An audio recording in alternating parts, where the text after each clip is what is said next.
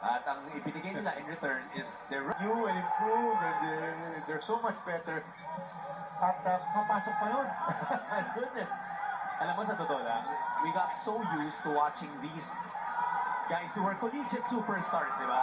Ang gagaling sa kolehiyo na parang sa utak ko, I'm watching collegiate all-stars.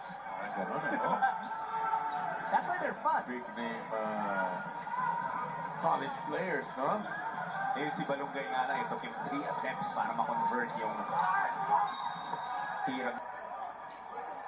Of course, ang tatay ng finisher natin earlier na si David Defonso. My goodness, they're gonna be a very dangerous team. A scary team even is conversion.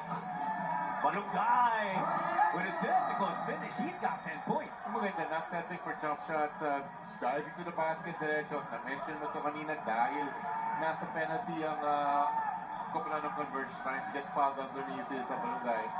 Masyado malakas yung tira ni Arana. Lakay Daniel. Isang paayo, ganun pwede. Kaya ko palalaro yung pa. Juan Gomez Niñano, kaliwete kang gwardya. How about Willie Miller as your mentor? Try to get those defensive stops. Ang kulit ko about the defense, pero talagang yun lang yun. Diba, you have to get some stops. A wild floater magmula sa rookie. And here's the defensive stop na pinag-uusapan natin. Let's see if they can capitalize. Yo. And